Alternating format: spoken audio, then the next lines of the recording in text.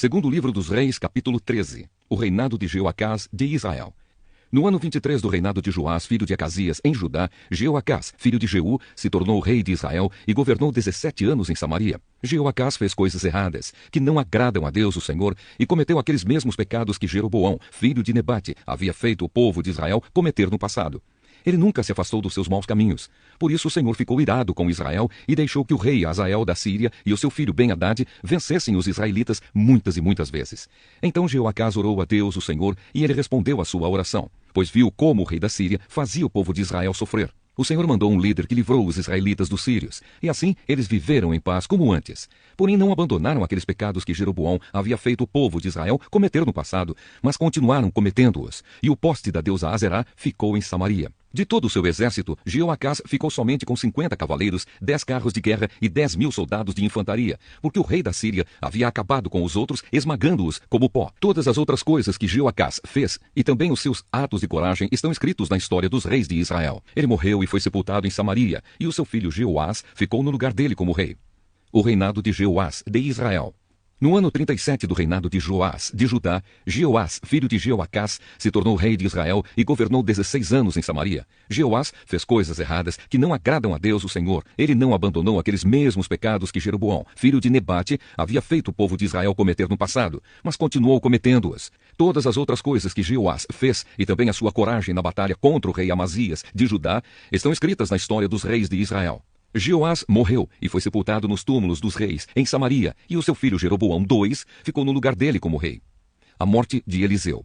O profeta Eliseu foi atacado por uma doença sem cura. Quando ele estava para morrer, o rei Jeoás foi visitá-lo. Então o abraçou e chorou, dizendo: meu pai, o Senhor foi como um exército para defender Israel. Então Eliseu disse: pegue um arco e algumas flechas. Jeoás pegou o arco e as flechas, e Eliseu lhe disse que se preparasse para atirar. E o rei fez o que ele mandava. Aí Eliseu pôs as mãos por cima das mãos do rei e disse: abra a janela que dá para o lado da Síria. O rei abriu. Então Eliseu mandou: atire a flecha. Assim que o rei atirou, Eliseu disse: o Senhor é a flecha do Senhor Deus. É por meio do Senhor que Deus vai conseguir a vitória contra a Síria. O Senhor lutará contra os sírios em Afeca até vencê-los. Depois Eliseu disse a Jeoás que pegasse as outras flechas e batesse no chão com elas. O rei bateu 3 vezes no chão e parou. Eliseu ficou zangado com isso e disse: o Senhor devia ter batido 5 ou 6 vezes, e assim venceria completamente os sírios. Mas agora vai vencê-los só 3 vezes. Então Eliseu morreu e foi sepultado. Todos os anos bandos de moabitas costumavam invadir a terra de Israel. Certa vez, alguns israelitas que estavam fazendo um sepultamento viram um desses bandos. Então, os israelitas jogaram o defunto na sepultura de Eliseu e fugiram. Assim que o corpo tocou nos ossos de Eliseu, o homem ficou vivo de novo e se levantou. Guerra entre Israel e a Síria. O rei Hazael da Síria dominou o povo de Israel durante todo o tempo em que Jeoacás foi rei. Mas o Senhor Deus foi bondoso com os israelitas. Ele não deixou que fossem destruídos, mas ajudou-os por causa da aliança que havia feito com Abraão, com Isaque e com Jacó. Ele nunca esqueceu o seu povo. Quando o rei Hazael da Síria morreu, o seu filho Ben-Hadad se tornou rei. O rei Jeoás de Israel derrotou Ben-Hadad 3 vezes e reconquistou as cidades que haviam sido tomadas por Ben-Hadad durante o reinado de Jeoacás, o pai de Jeoás. Segunda carta a Timóteo, capítulo 3. Os últimos dias. Lembre disto, nos últimos dias haverá tempos difíceis, pois muitos serão egoístas, avarentos, orgulhosos, vaidosos, xingadores, ingratos, desobedientes aos seus pais e não terão respeito pela religião. Não terão amor pelos outros e serão duros, caluniadores, incapazes de se controlarem, violentos e inimigos do bem. Serão traidores, atrevidos e cheios de orgulho. Amarão mais os prazeres do que a Deus. Parecerão ser seguidores da nossa religião, mas com as suas ações negarão o verdadeiro poder dela. Fique longe dessa gente. Alguns deles entram nas casas e conseguem dominar mulheres fracas, que estão cheias de pecados e que são levadas por todo tipo de desejos. São mulheres que estão sempre tentando aprender, mas nunca chegam a conhecer a verdade. Assim como Janes e Jambres foram contra Moisés, assim também esses homens são contra a verdade. Eles perderam o juízo e fracassaram na fé. Mas não irão longe, pois todos verão como eles são tolos. Foi isso que aconteceu com Janes e Jambres. Avisos e conselhos.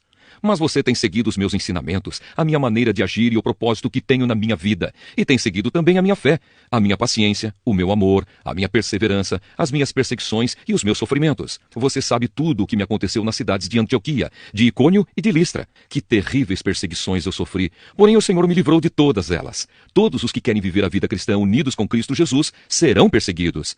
Porém as pessoas más e fingidas irão de mal a pior, enganando e sendo enganadas. Quanto a você, continue firme nas verdades que aprendeu e em que creu de todo o coração. Você sabe quem foram os seus mestres na fé cristã. E desde menino, você conhece as Escrituras Sagradas, as quais lhe podem dar a sabedoria que leva à salvação por meio da fé em Cristo Jesus. Pois toda a Escritura Sagrada é inspirada por Deus e é útil para ensinar a verdade, condenar o erro, corrigir as faltas e ensinar a maneira certa de viver. E isso para que o servo de Deus esteja completamente preparado e pronto para fazer todo tipo de boas ações. Oséias, capítulo 5. Prestem atenção, sacerdotes. Escutem, israelitas. Ouçam, gente da família do rei. Vocês serão condenados, pois em Mispa foram como uma armadilha. No Monte Tabor foram como um laço. E no Vale das Acácias foram como um poço profundo. Por isso eu vou castigá-los. Eu sei muito bem o que os israelitas fizeram. Eles adoraram deuses pagãos e por isso estão impuros. Oséias condena a idolatria do povo. As más ações do povo de Israel não deixam que eles voltem para o seu Deus. Eles têm tanta vontade de adorar ídolos que não querem mais saber de Deus, o Senhor.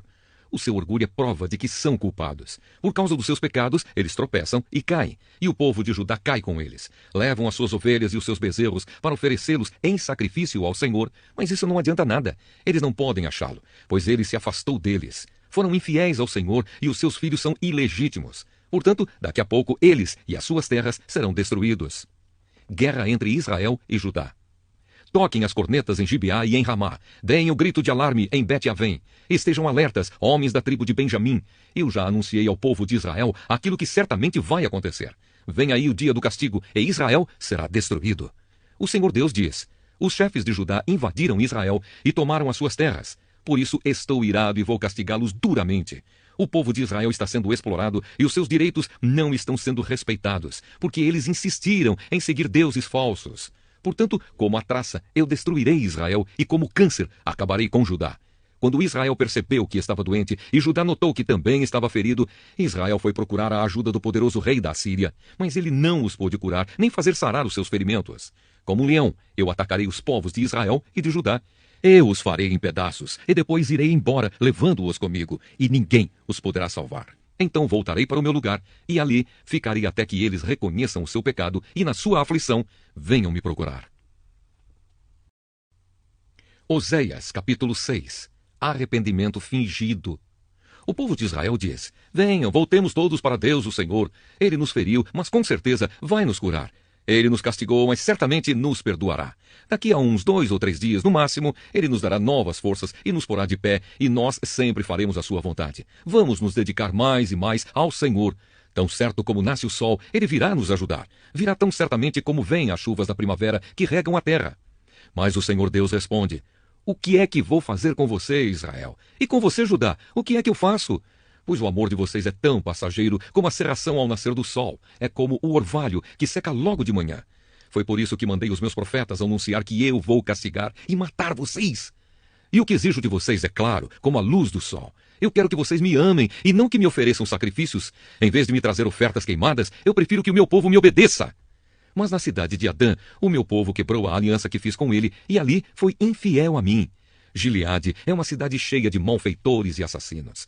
Os sacerdotes são como assaltantes que esperam escondidos para roubar os outros. Na estrada que vai para Siquém, eles matam e cometem crimes horrorosos.